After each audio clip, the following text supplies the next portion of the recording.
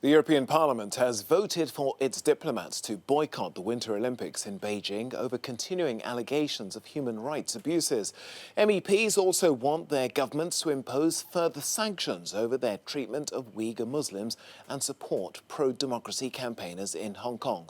Well, let's get more on what this means now from our correspondent in Brussels, Maeve McMahon. Maeve, good to see you there. Is this a significant or just a symbolic move?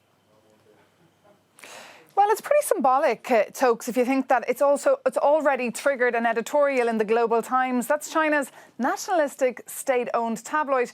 They wrote that the, quote, destructive effect of the EU Parliament could not be underestimated, noting, of course, that blocked trade deal and proving, quote, that the efforts of the European Parliament are not futile.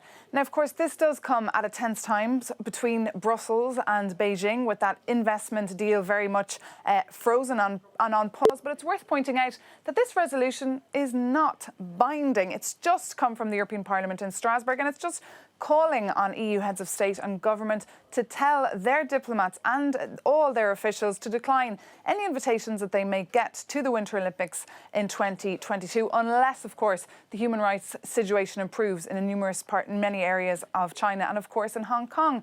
And that resolution calls for further measures and further sanctions on China, and also for more support to be shown towards activists that are based in Hong Kong and reporters, more support to bring them over to Europe.